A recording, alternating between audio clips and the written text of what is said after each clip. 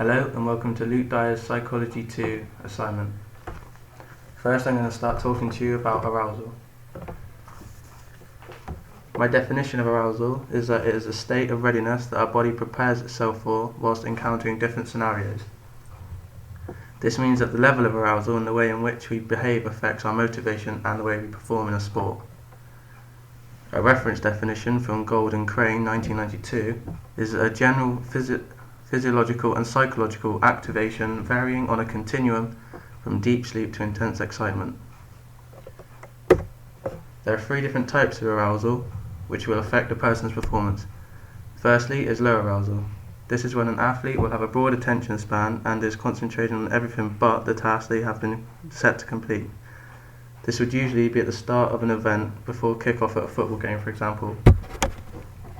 Another sporting example would be Shaquille O'Neal in the NBA not focusing on the game at the beginning because he's focusing on the crowd that are shouting.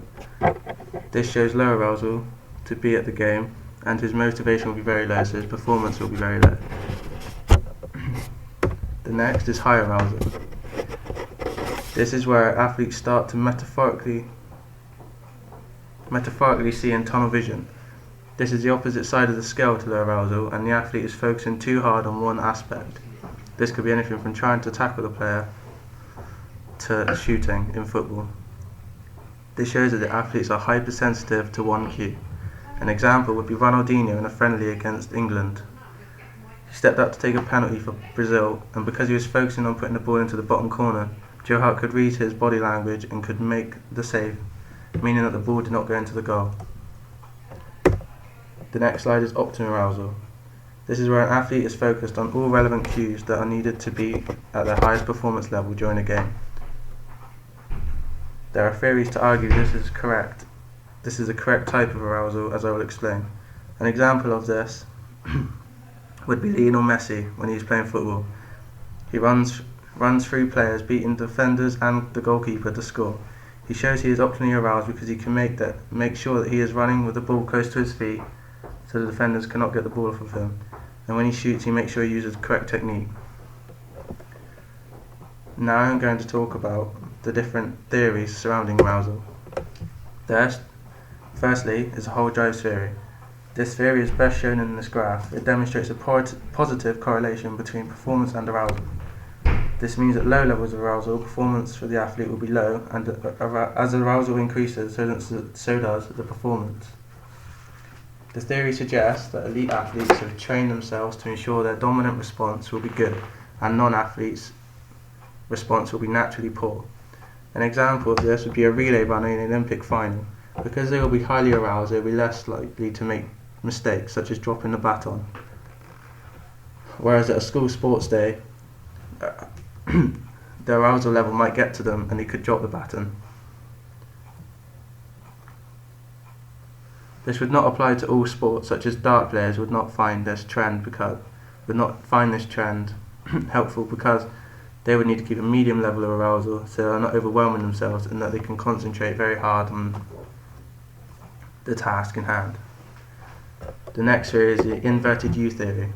This theory supports the idea that athletes can get over-aroused and that an athlete is at their best when they are optimally aroused rather than over or under-aroused. This theory states that optimal performance is when an athlete is at their best performance standard. It shows the different degrees of arousal and that different people can be affected by different situations and different states of arousal. As the graph shows, the relationship between arousal and performance is curvilinear. A sporting example would be a hockey player is optimally aroused so they will play at their best. When they are at low arousal, their motivation will be very low and they will not be fully concentrating on the game.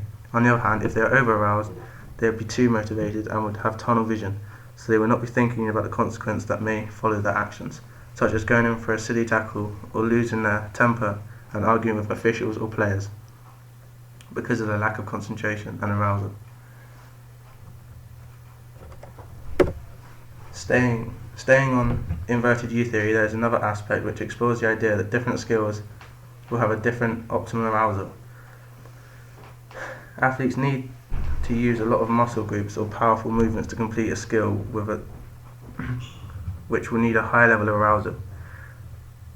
whereas athletes that are involved in sports that use finer skills such as snooker or darts may benefit from lower levels of arousal. As you can see from the diagram, even though some skills require high or low levels of arousal, an athlete can still be under or over aroused for their particular skill.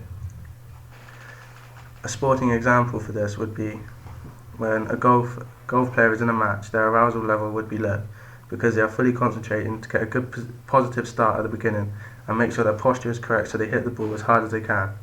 However, if you're in a sport such as rugby, it would take longer to get to the optimal arousal level because they will need to warm up their muscles to be able to perform the skills. The skills are motor skills, which would be needed to have above average level of arousal. Gross skills are performed best when arousal is high, and fine skills are performed best when with arousal low. The next graph is novice versus elite. This graph shows the different levels of arousal they both have. At the left side of the scale is novice, and at the right is elite. It also shows how elite athletes have a higher optimal arousal linked to level of performance. Elite athletes have been trained to make their optimal arousal more effective in situations, whereas novice athletes would not have trained their arousal levels, so they will not have maximum control.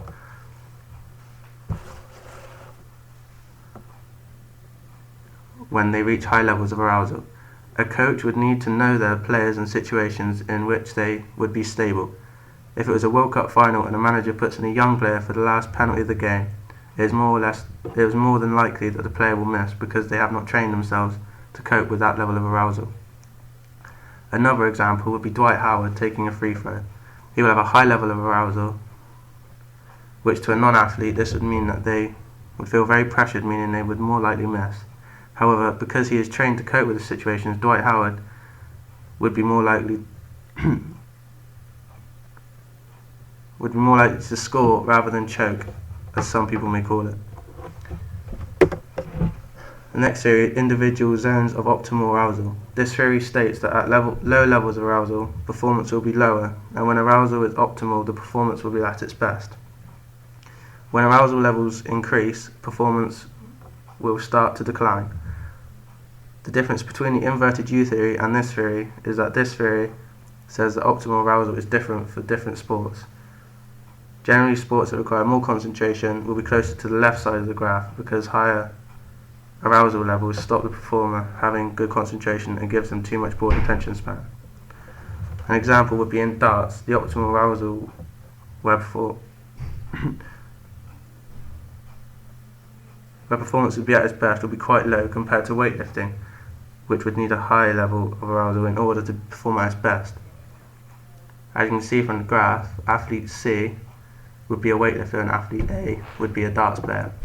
Athlete B would be somewhere in the middle, such as a football player, because they need to concentrate as well as use major muscle groups. The next theory is a catastrophe theory. This theory explores the idea that performance does not always gradually decrease as arousal increases, like the inverted U theory suggests.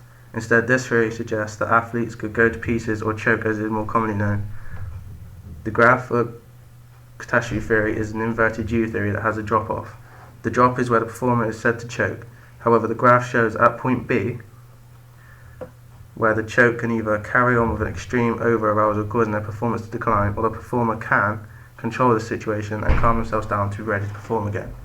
Choking is where a performer cannot handle the pressure of the situation because their arousal is too high, and they do not perform a skill as well as they would have liked to. For example, when a footballer is taking a penalty, if they choke, they will miss. However, if they stay at the right arousal level, they will score. The difference between catastrophe theory and inverted U is that the drop in performance does not have to be steady decline. Instead, it can be a sudden drop when arousal becomes too high. This theory does not argue that cognitive anxiety is completely negative. The theory suggests that an athlete will perform at a higher level if they have a certain degree of cognitive anxiety because their concentration levels will increase. It is only when levels of cognitive anxiety and hyper-elevated levels of arousal are combined that the performance of the athlete will decrease. At point A, the optimal level is the optimal level of the athlete's performance. Also, this is where cognitive anxiety and physiological arousal are too high, causing a catastrophic effect, aka choking. I've already explained point B, so point C in the graph shows high levels of arousal causing performance to decline still. Finally, at point D, we can see that the performer can gather themselves back up and control the levels of arousal to return to an optimal level. A sporting example of this would be Fernando Torres versus Manchester United.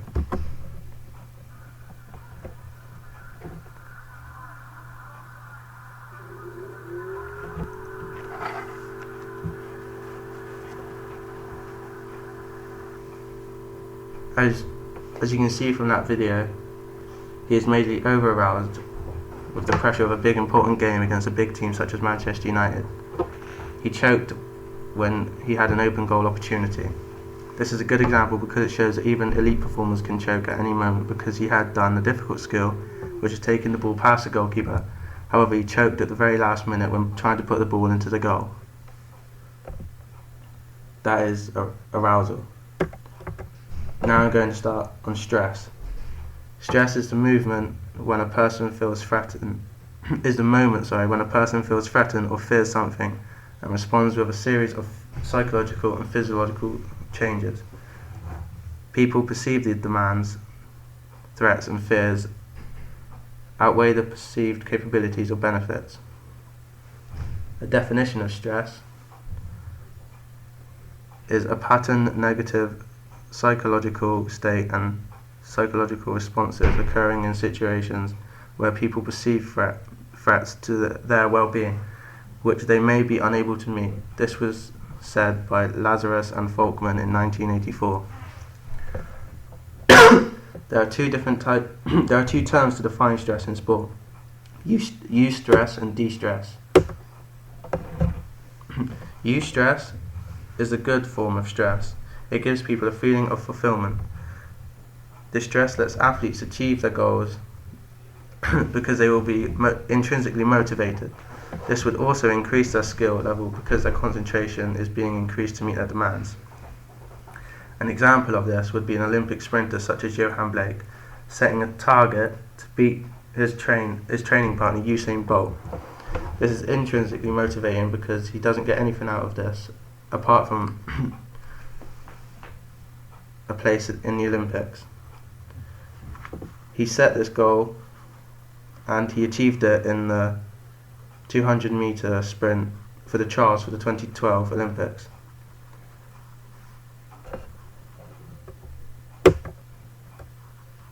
De-stress. This is where stress becomes bad. It has a negative effect on a performer's capabilities and skill.